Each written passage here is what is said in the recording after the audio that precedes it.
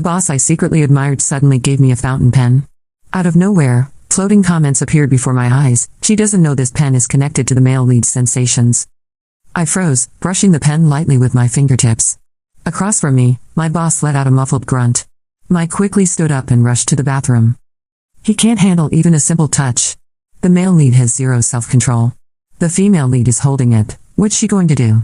Oh my god, if she carries this pen everywhere, won't the male lead be excited all the time?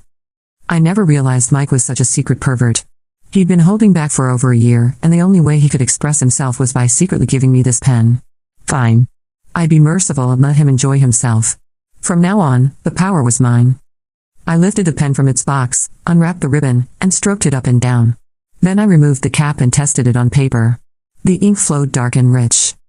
The male lead is dying in the bathroom stall. Girl, you're too good at this. Stop writing, he's about to pass out. Just imagining what Mike must look like right now made me feel a little hot too. Without warning, a hand snatched the pen from behind me. It was Rachel, my most annoying coworker. Humph. It's just an ordinary pen. Not even expensive. I don't know why the CEO would give you something like this. The comments flashed again. Don't worry. The pen only reacts to the female lead's touch. Even when the male lead touches it himself, nothing happens. He planned this carefully. Mike was finally leaving the bathroom. I wondered what his face would look like when he saw Rachel holding his precious item. Give it back, I shouted, trying to hide the panic in my voice. Rachel sneered. What's the big deal? You're acting so protective. There's nothing special about this thing. Boring. But Jessica, do you have a crush on the CEO? Her words rang out loudly, making all our coworkers turn to look. My face flushed crimson. Before I could answer, a cold voice came from behind me. What are you two discussing? I turned. Mike's expression was so dark it looked like it could drip water. My stomach sank. Rachel immediately switched to playing the victim. CEO, I was just looking at her pen and she was so rude to me. Mike let out a cold laugh. That's her property. You can't just take things without asking. Did you ask her permission? Rachel, you've been in the executive office long enough. Since when did you start acting so unprofessionally? Give it back. Don't make me repeat myself. The office buzzed with gossip as everyone peeked over to watch. With Mike backing me, I finally relaxed. Rachel, please wipe it clean and put it back in the box. This is a gift from the CEO, and I treasure it very much. Rachel glared, muttering, CEO, you're being way too protective. She's just getting arrogant. Mike's face turned colder.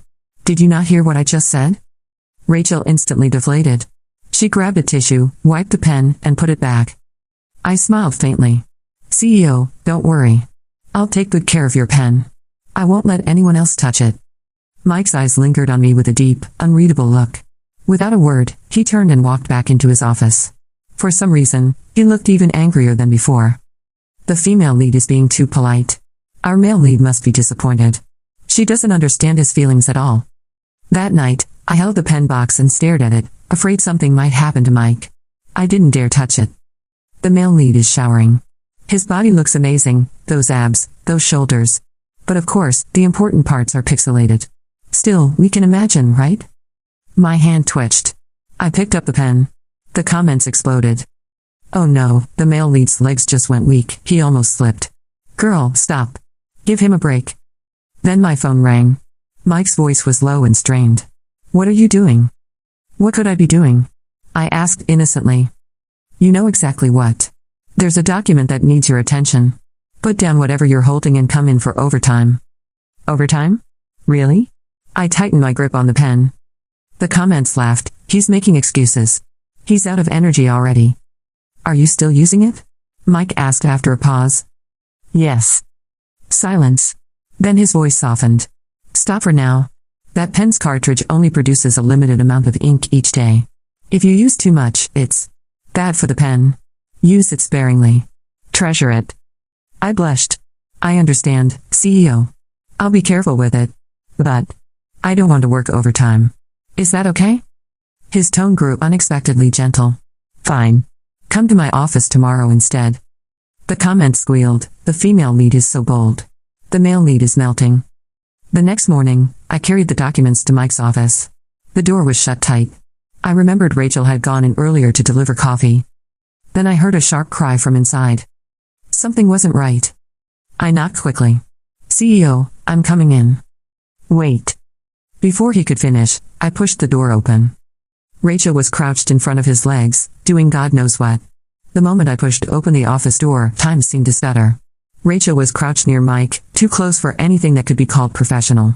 A paper cup lay on its side, a fan of coffee spreading toward the edge of the carpet where the glass met the metal trim.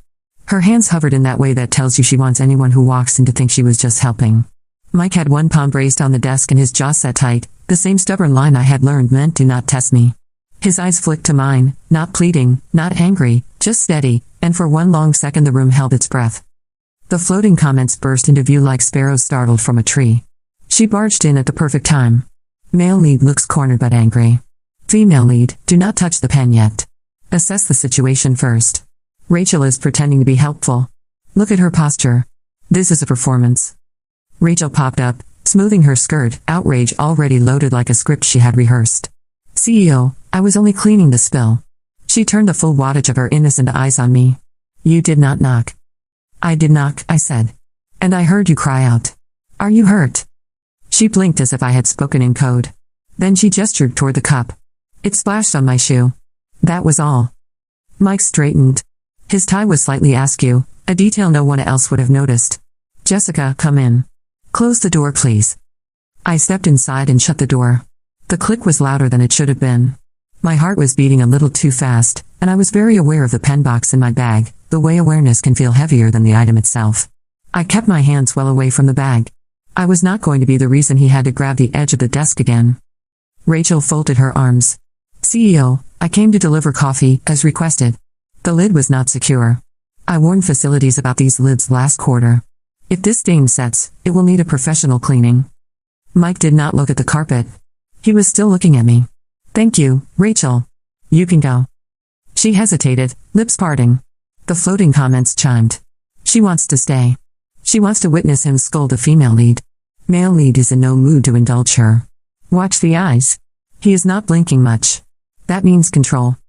Rachel lifted the cup, dabbed at the stain with a tissue like she wanted to leave a signature, and then set the cup on the credenza. She flicked me a look that said this is not over and swept out, closing the door more sharply than I had. Silence fell. The kind of silence that notices everything. I forced myself to look at the paperwork in my hands. These are the contract revisions you asked for, I said. I highlighted the vendor clauses and added a summary of the renewal terms. Mike nodded once. Thank you. Put them on the desk. I crossed the room, set the folder down, and stepped back. He glanced at the pages, but I could tell he was not reading. His eyes slid to my bag. You brought it, he said. I knew what he meant and my pulse jumped. The comments returned, excited and whispering all at once. He knows the pen is with her. He is trying to be professional. Female lead, breathe. Do not poke the tiger unless you plan to ride it. I kept my voice even. I brought it. But I did not use it. Not since last night. Good, he said, and then the word hung there like it was unsure what it was supposed to do next. He adjusted his cuffs. What you walked in on just now. He paused, like the sentence had too many ways to go wrong. You saw the truth of it. I saw Rachel wanting something you did not invite, I said. And I saw you not invite it. A small line near his eye softened. That is accurate. I shifted my weight. Someone will say I barged in. Someone will say I am dramatic. I would rather they say I protect the CEO from spills. The corner of his mouth almost curved. Almost. Sit, Jessica. I sat. He did not. His gaze went to the skyline beyond the glass and back to me. I owe you an apology for last night, he said. For the phone call I asked, or for the part where you told me to treasure the pen as if it were alive. The comments fluttered. He is about to be sincere. Do not joke him out of it. Confession sequence loading. Male lead is brave. Let him speak. For both, he said. I do not intend to make your workday into a minefield. And I should have explained the pen clearly, in person, not with half-coded words while I was trying to stop you from using it like it was a light switch. I exhaled. The truth is, it did not feel like a minefield. It felt like a ladder I was not sure I had earned the right to climb. That got his attention. He studied me as if the right answer might be written on my face. You earned more than you know, he said. Then he shook his head slightly, as if that was dangerously close to something else. About the pen. The device is tuned. Only your touch creates feedback. Not mine. Not anyone else. I tested that. I could have told you that, I said before I could stop myself. The comment sighed in delight. She said it. She admitted she experimented. Bold. We applaud. He is pretending not to combust. His ears colored just enough to be visible. I had reasons to think you might not be indifferent to me, he said slowly. But I was not going to corner you with my suspicion. The pen was supposed to be information, not pressure. A way to tell you what I could not say and let you choose whether to pick it up. You could have used a note, I said, and then realized how unfair that sounded. I rubbed my palm against my skirt. I am not angry. I am just new to this much truth in one room. He almost smiled again. Notes can be intercepted. And for what it is worth, no one else knew the device existed. Not even procurement. I engineered it with an outside contractor under a different project code. If you want to keep it, it is yours. If you want it disabled, I will have it disabled today. The comments turned thoughtful. He offers choice. That is respect. Female lead, your move. Choose the path that aligns with your heart and your career. There are always two. I looked down at my bag. I remembered the way my own name had looked on paper last night, dark and sure, as if the pen had reached into my chest and borrowed my steadiness. I remembered how the world had narrowed to a single line of ink and the imagined heat of a shower and the sound of a voice on the phone telling me to treasure something he had not dared to name. I want to keep it, I said. But I want rules. His shoulders eased a fraction. Name them. Rule 1, I said. Work first. Always. No using it to derail a meeting or sabotage my own focus. Rule 2. No using it to punish you when I am in a bad mood. Rule 3. If either of us says pause, we stop. No questions. He nodded, once after each rule, like a judge recording verdicts. Rule 4, he said. Transparency. If at any point this compromises your standing in the office, we end the experiment. I will protect your role. Rule 5. What happened with Rachel will not happen again, and not only because of the pen. I will speak to HR. I frowned. She will claim I am jealous. She will say I burst in to catch you. He met my eyes. Then let her. The facts are not on her side. And frankly, I am tired of managing her theatrics as if they are weather. The company is not a stage. The comments whooped. Lay down the law, male lead. He is done babysitting. Female lead feels safe. Look at her breathing slow. I realized my hands were steady on my knees. I glanced at the folder. Do you want to review these now? He finally looked at the pages. Yes. Sit with me while I read. The two of us worked through the clauses line by line, our bodies angled toward one another across the corner of the desk. Every few minutes he asked a question. Every time he did, I felt seen for the exact thing I had done rather than the outline of a title. The comments dimmed to a whisper, like an audience leaning forward so quietly you forget they are there. When we were finished, he closed the folder. Good work, he said simply, and the words landed in the spot that used to ache when I felt invisible. Thank you, I said. He checked his watch. I have a leadership meeting in 10 minutes. You will join. I want them to hear your summary. Brief and direct. Rachel will be there, I said. There was no point pretending that did not matter. Yes, he said. She will hear you speak. And then she will hear me back you. The comments rippled again. He chooses public alignment. Office politics about to be served hot. We recommend the female lead work confidence. It suits her. I stood. One more rule, I said. I will not touch the pen during that meeting. Even if someone tests me. Even if someone tries to bait me. Good, he said, and this time the almost smile happened. I prefer not to have to grip the table while I tell them your analysis is better than the vendor wrote for themselves. We left the office together, and the small buzz that always follows leaders moving through a floor started up like a current. Rachel was already at the head of the conference table, flipping through a deck that had more transitions than the content could justify. She looked up when we walked in. For a second, something unguarded crossed her face, and then the smile was back like a mask. I took a seat along the side, not at the table itself. The comments debated in soft tones. She chooses humility. Smart. But the male lead will not let her stay in the second row. Watch. Mike took the head of the table, set his phone screen side down, and scanned the room. Jessica, he said, please take this seat. He pointed to the chair at his right. There was a small rustle as heads turned. I moved, every step measured. When I sat, he slid the folder toward me. Walk them through your summary. I spoke. The words came clean and strong because I had lived inside them for hours. I kept my eyes on the directors and not on Rachel, who twirled a pen of her own with too much casualness. When I finished, the operations director asked 3 questions. I answered each. Finance nodded. Legal said they wanted my notes sent over. Mike listened without interrupting, and when the last question ended, he said, we will proceed as recommended. And for the record, the clarity you heard was hers, not mine. Rachel laughed, a little too high. It is unusual to credit a staffer so directly in this forum, she said. Her gaze flicked to me. But I suppose it is a learning experience. It is not unusual to credit good work, Mike said. And it is not a learning experience to pretend a coffee spill is an emergency. Facilities has been notified. The stain is handled. A quiet hum went through the room. Rachel put down her pen. The comments clapped in a polite, delighted way. Point to the male lead. Boss move executed. Female lead is not a shadow anymore. The meeting rolled on. We set timelines, named owners, closed the loop.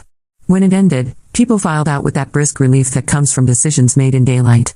Rachel hung back as if she had forgotten something. I stood to leave, but Mike lifted one hand. Jessica, stay a moment. Rachel froze. Then she pasted on another smile. CEO, about earlier. There was a misunderstanding. I hope we can put it behind us. The carpet, you know. I was only trying to help. Mike regarded her with something that was not anger and not kindness and not even disappointment. It was distance. HR will contact you to schedule a conversation, he said. Please be factual. That is all. Her eyes cut to me in a way that promised rain. She left without speaking. When the door shut, I let out a breath I had not known I was holding. The comments whispered. We stand boundaries. We also stand breathing. Now what? Now we go back to work, I said aloud, and Mike huffed a short laugh that might have been the ghost of the smile he never quite let me see. Back at my desk, my inbox was already thick with follow-ups. I sent the notes to legal. I packaged the summary for finance. I replied to operations with a timeline we had agreed to. I did not touch the pen. The day slid into afternoon, and the office settled into that late rhythm of keyboards and phones and the soft rumble of the printer down the hall. Every so often, the comments surfaced for a line or two. She is focused. Male lead glanced over twice. We approve of this pace. Ink reserves are safe. Just past 4, an email popped up from HR. Anonymous tip received. Please come to conference room B at 5 for fact-finding. The subject line was clinical, the body text even more so. I read it twice. Anonymous tip. I did not have to guess whose anonymity that was. The comment stiffened. Plot twist attempt. Stay calm. Truth is an anchor. I messaged Mike a single line. HR at 5. Anonymous tip. His reply came half a minute later. Understood. I will attend. I blinked. You do not have to, I typed, and then deleted it. I put my phone down and let my hands rest flat on the desk. I remember the rules. Work first. No self-sabotage. Transparency. I opened my notes and added a line to the timeline document that had nothing to do with drama. It felt like a small defiance against the theater that kept trying to conscript us. At 4:57, I walked to conference room B. The glass walls had frosted stripes at eye level, a design flourish meant to be calming that have always made me feel like I was in a hospital hallway. HR was already there, 2 managers with neutral expressions and legal pads that made soft thuds when they set them down. Mike arrived at exactly 5, tie straight now, face composed in that way that says I am here to solve a problem and anyone who tries to create a different one will be disappointed. Thank you for coming, the senior HR manager said. Please sit. As a reminder, this is a preliminary conversation to establish facts after a report regarding inappropriate conduct, boundary violations, and potential favoritism in the executive office. Rachel is not named, I thought. But she was present in every blank space in that sentence. Of course, Mike said. Proceed. I folded my hands. The pen was in my bag, quiet and heavy like a promise I had chosen. I did not touch it. I did not even look at the bag. The comments filed into neat rows and waited. The HR manager looked at me first. Did you enter the CEO office this morning without knocking? I knocked, I said. I heard a cry. I entered after announcing myself. Did you witness physical contact between the CEO and another employee?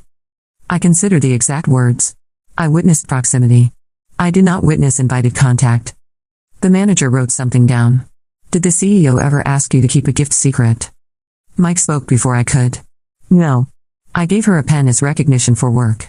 There is nothing secret about recognizing work. If you would like, I can invoice finance $20 and we can call it a day. It costs more than 20, the comments teased. Male lead is deflecting with humor. HR does not care about the price. They care about the principle. The second manager looked up. Has the gift affected your work or your ability to remain objective? No, I said. If anything, it made me more careful. I set rules for myself. I can share them if needed. The manager blinked at that, perhaps not expecting me to say I had rules. Mike nodded as if to say there is her answer, and she is the one who set the guardrails. There were more questions. They were all versions of the same thing. Did he coerce you? No. Did you feel pressured? No. Did you feel favored? I felt seen, I said. There is a difference. Did you witness misconduct? I witnessed a coffee spill and a person who wanted it to be a scene. That is not a policy, but it is a pattern. Finally, the senior manager closed the folder. We appreciate your candor. We will follow up. In the meantime, if anything changes, contact us. They stood. Mike stood. I stood. The comments exhaled as if they had been holding the room together by force of will. In the hallway, away from glass and pens and official words, Mike paused. You were steady, he said. You were, I said. He looked at my bag and then at my face. Are you going to touch it tonight? My mouth tilted because it wanted to. Maybe, I said. If you are not in a shower this time. He actually smiled then, quick and contained, like a door opening an inch and shutting again. I will be reading the quarterly report at home. Dry data. Safe terrain. We walked back to the floor together and then split, 2 straight lines diverging for now. I finished my day. I sent the last email at 6:12. The office emptied around me. The sun slid lower, turning the glass orange, then gray. At home, I set the pen box on my kitchen table. I did not touch it right away. I made tea. I washed the single cup and set it upside down on the rack.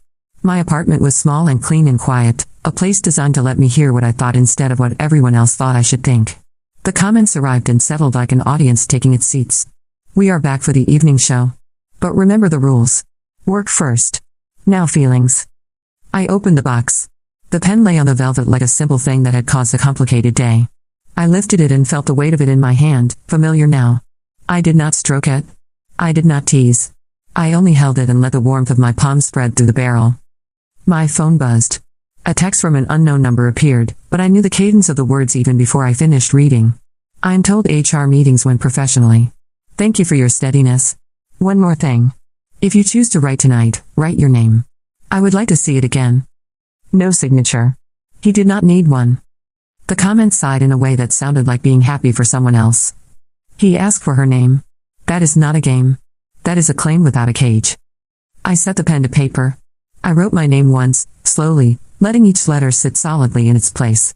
The ink came out dark and rich again, the line smooth, as if it had been waiting all day for this one exact motion. I waited, listening to the quiet on the other end of the connection I could not see. Then my phone buzzed again. A single line. Thank you. I almost wrote again. Instead I capped the pen, put it back in its box, and closed the lid. Rule 1, I said to the empty room. Work first. But I did not add that sometimes, the work is to learn how not to run from what wants to stay. I washed my face. I set an alarm. I got into bed and stared at the ceiling until my eyes picked out the faint pattern in the plaster. The comments spoke one more time, so soft it felt like they were tucking in a child. Rest. Tomorrow is another day. There will be meetings and coffee and maybe more ink. Choices will be made. You are ready. Morning came and with it a dull sky that promised rain. On the train, my phone buzzed with an email from legal approving our path. When I reached the office, a message from HR waited. Thank you for your time. We have concluded the preliminary review. No further action is required at this time. We will schedule training on boundaries for the executive office. I stared at the last sentence and let relief wash over me in a quiet wave. Training was corporate language for we saw enough to know the truth without wanting a public memo. The comments fluttered a small banner of joy. Crisis de-escalated. Next arc loading. Beware of the storm that pretends to be a drizzle. Rachel is not done. I reached my desk and set my bag down. I looked up and saw Rachel already at work, lips tight, keys clacking with a speed that said she wanted others to hear. She did not look at me. That was fine. I did not need her eyes to know what she was thinking. At 9:07, Mike sent a calendar invite for a vendor call at 11. At 9:30, operations pinged me for details I had already sent. At 10, I refilled my water. At 10:30, Rachel appeared at my desk with a folder and a smile that did not reach her eyes. I'm here to collect the CEO pen for cleaning, she said. Facilities requested all executive pens to be checked for leaks after the spill. A quiet hum went through the comments. She is trying again. Do not give her anything. Also, cleaning pens, that is not a thing. I folded my hands. Facilities can email me a request, I said. I will coordinate. She leaned in as if confiding. You know, gifts from executives can be misunderstood. It would be better for your career if you returned it. I can help you write the note. Thank you, I said. I will manage my career. And my notes. Something cold flickered in her eyes. See you at the vendor call, she said, and left. At 11, the call began. The vendor tried to slip in a fee increase with a cheerful voice, and Mike let them finish before dismantling the logic with a calm that belonged in a textbook. He cued me once and I laid out the comparative rates. The vendor wilted on schedule. We ended the call with an agreement that saved us more than the price of 100 pens. Rachel watched, silent, a muscle ticking in her cheek. After the call, the day filled itself like a tide coming in. Around 3, the sky finally opened. Rain marched across the windows in clean diagonal lines. The office went soft and reflective under the gray light. I typed one more email, then another. At 4:15, Mike sent one message. Come by when free. I went. His office was warm with the low hum of the city wet and working. He looked up, and his face did that quiet thing it did when he chose to set down the armor. 2 minutes, he said. Then we both go back to drowning in deliverables. I sat. 2 minutes. HR closed their file, he said. There will be training. And there will be eyes. People will watch us harder now. That is not a warning. It is a fact. Facts are breathable, I said. Warnings are not. He nodded. Keep your rules. I will keep mine. And if at any point you think the experiment is costing you more than it gives, tell me. We stop. I almost reached for the pen in my bag then, not to use it but to show it, to hold it between us and say this is ours, not theirs. Instead I let the moment sit like a coin on a table. I should get back, I said. He stood when I did. He looked like he wanted to say something that would make the day end differently than it would if we both simply returned to our work. He settled on this. Good work today, Jessica. Thank you, I said, and left before the comments could ruin the simplicity of it by turning it into a scene. Back at my desk, the rain slowed. The floor smelled faintly of coffee and toner and the kind of tired that belongs to people who care. I opened my bag and checked that the pen was still there. It was. I closed the zipper. The comments whispered like a promise laid quietly on a windowsill. You kept it safe. He kept you safe. Tomorrow we'll ask another set of questions. You both know how to answer now. The elevator chimed 6 times between 6 and 7 as people left in small clusters. When I finally stood, the room looked like a stage after the curtain has fallen. I turned off my monitor, slung my bag over my shoulder, and walked toward the elevators with a steadiness I recognized as my own. Halfway there, my phone buzzed. A message from an unknown account slid onto the screen. A single sentence. Check your inbox. You will not like what you see. I stopped. The comments went silent, as if even they knew the tone of that line. I opened my email. One new message sat at the top, no subject, no sender name, only a generic address. Inside was a single link to a private video folder and a caption. Sometimes the truth is what you record by accident. For a moment I saw the office carpet, the coffee stain, the angle of the desk. The memory sharpened into a possibility and then into a decision. I looked up toward Mike's office door at the end of the hall.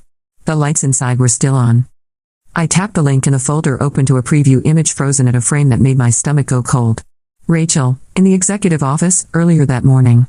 The angle was low, like a phone left on a chair, the lens tilted up. Her voice was faint but audible. If you are going to keep chasing promotions, you will need to learn how to share. The preview ended there, refusing to show me more without another tap. The elevator chimed again. Somewhere in the building a vacuum started its slow drone. The rain had stopped. The glass held the last of the gray light like a secret. I did not touch the pen. I tapped play. The video stuttered as it loaded, the image swimming into focus. Rachel was kneeling in front of Mike, her tone sweet but sharpened by ambition. The angle revealed only her and the lower frame of his body. His hand was visible gripping the edge of the desk, knuckles pale, tension screaming louder than words. Her voice carried, syrup layered over steel. You cannot keep passing me over, CEO. Everyone knows how close you are with Jessica. But if you really want discretion, I can help you. Just look at me. Mike's voice came low, steady, iron pulled into a single sentence. Get up, Rachel. The floating comments burst alive, startled and breathless. She recorded herself. She thought she could spin this. Male lead is refusing even in evidence form. Female lead, hold steady. Do not let this shake you. The recording ended with Rachel glancing toward the desk, as if checking the angle. The clip cut abruptly. No context, just enough to seed suspicion in the wrong hands. I stood frozen in the half-empty office, the silence swelling until it pressed against my chest. My phone buzzed again, another message from the same anonymous address. Forward this to HR and the board. Everyone deserves to know what kind of leader they have. The comments hissed. Trap. It is bait. They want you to send it without thought. Do not take the easy path. My thumb hovered over the screen. My mind replayed Mike's words in the HR meeting, the way he had offered me rules, the steadiness he had given when mine was fraying. He had chosen to trust me with the pen, not just the device but what it represented. If I forwarded this blindly, I would be proving Rachel right, letting her script dictate mine. I put the phone down and walked, steady steps toward his office. His light was still on. I knocked once. "Come in," he said. Inside, he was reading something on his screen, tie loosened, shoulders drawn but not defeated. He looked up. "You saw it," he said. "Yes," I answered. He exhaled, a sound between frustration and relief. "She thinks leverage is the same as power." I moved closer. "The video exists. It could damage you." "It will not," he said firmly. "Because facts remain. HR has already documented her behavior. If she releases it, context will show what really happened. And if she tries to use you to spread it, she underestimates you." The comments hummed. "He believes in her. That is not strategy. That is conviction. Female lead, choose your stand." I held his gaze. "I will not forward it. But we need to be ready." He nodded once. "I will escalate to legal. But Jessica, understand this," he paused, as if sorting through words that could not be unsaid. "If staying here becomes unbearable because of her, I will transfer you with a recommendation that guarantees your career anywhere." I felt heat rise in my throat. "You are already thinking about letting me go." "I'm thinking about protecting you," he said. The comment softened. Male lead sacrifices control for her safety. Female lead, speak your heart. I shook my head. I do not want out. I want to stand where I am. With rules. With truth. For a moment, silence stretched between us, heavy but not suffocating. Then he reached into his drawer, pulled out a plain envelope, and slid it across the desk. Inside was a second pen, identical but unused, ribbon still tied. "A spare," he said. "I ordered two. I thought one might fail." I stared at it. "Why tell me now?" "Because," he said, "choice matters. Keep both, or return one, or destroy them. The point was never the ink. It was whether you wanted the connection." My hands shook slightly as I touched the envelope. "I will keep them both," I said quietly. "Because I am tired of pretending I do not want what I want." The comments erupted in cheers. Confession. She chose him. Male lead heart unlocked. Mike did not smile, but his eyes changed, light breaking through steel. "Good. Then we proceed together." The following week unfolded like a slow storm clearing. HR training arrived, dull and necessary. Rachel played contrite in public, but whispers confirmed her transfer papers were already in motion. She glared at me once in the hallway, eyes promising battles she could no longer fight here. I did not return the glare. I did not need to. Work filled the gaps, as it always did. Contracts closed. Reports polished. Deadlines kept. Through it all, the pen stayed in my bag, quiet and steady, a secret tether humming between us. I touched it only at night, writing my name once, no more, each line darker and surer than the last. His replies always came simple. "Thank you." Or "Steady today." Or "Sleep well." One evening, after another long day, I left the building late. Rain had fallen again, leaving the streets slick and shining under the city lights. At the corner, I paused. My phone buzzed. A message. "Lobby. Now." Curious, I turned back. He was waiting near the glass doors, coat over his arm, expression unreadable. "Walking you home," he said, as if it were obvious. "You do not have to," I said. He looked at me. "I want to." The comments sighed like a chorus of contentment. No more secrets. No more shadows. They walked together. We stepped out into the damp air. For once, there were no floating voices, no interruptions, just the sound of our shoes against wet pavement. The city felt smaller, kinder. The pen rested in my bag, but I did not reach for it. I did not need ink to know the connection was already there, steady and strong, chosen by both of us. And for the first time, I realized the story was no longer about a gift or a secret device.